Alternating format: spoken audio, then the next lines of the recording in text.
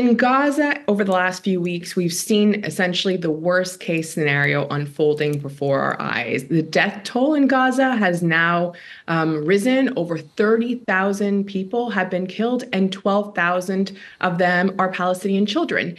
And humanitarian organizations like Save the Children have been sounding the alarm bells for months that if we don't get more aid in, if we don't get a ceasefire, then we're going to see an explosion of preventable deaths, such as of malnutrition and disease. And that's exactly what's happening. At least 18 children now have been reported who have died of severe malnutrition. And we believe this is just the tip of the iceberg. These are the children that have made it to hospitals and have been recorded.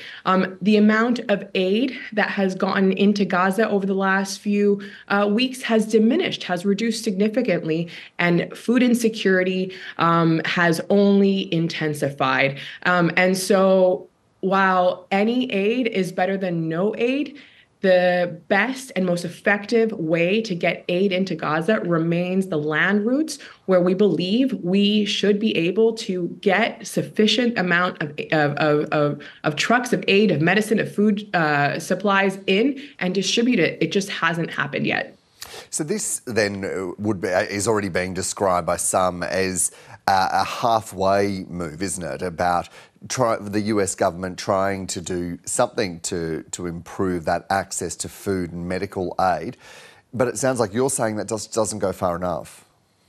It's something, but there's still a lot of question mark. We don't know the time frame. We don't know, how aid would be distributed. And this is why we're saying that what we need to see is for Israel to reopen all crossing points, to allow and facilitate the scaling up of humanitarian assistance, and for aid to be unrestricted. The reason the aid that we need hasn't gotten in at the levels needed is because of denials and the rejection of essential items at Israeli-controlled crossing points and inspection sites. We've seen things, hygiene materials, other essential items like sleeping bags, tent poles be denied. And these things are essential to get aid in. Not just, we obviously need more food in, but it's also about the hospitals. It's about medical supplies. These are all essential items that we need to improve the humanitarian situation on the ground. Is there a greater responsibility for the United States to facilitate that access to food and aid?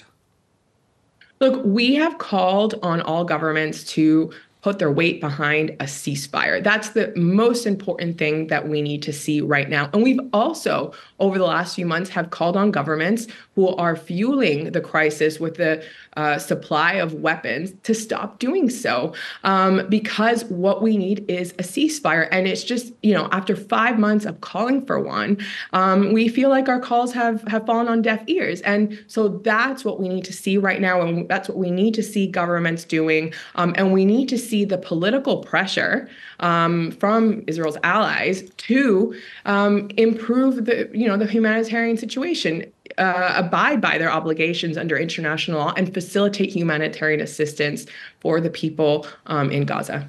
And given the situation on the ground and how it continues to deteriorate, as you've just mentioned, it would seem that there is urgency right now for the international community to be putting just that kind of pressure that you've called on. Absolutely. It's never been more urgent. I mean, we have these 18 children who have died of malnutrition. And as I've mentioned, it's just the tip of the iceberg. We may see an explosion of preventable deaths if we don't get the aid in, if we don't see a ceasefire, and we don't see a complete stop to the bombardment that is preventing the safe delivery of humanitarian aid in Gaza. Alexandra Saieh is the head of Humanitarian Policy and Advocacy at Save the Children International. Thanks for your company this morning. Thank you so much.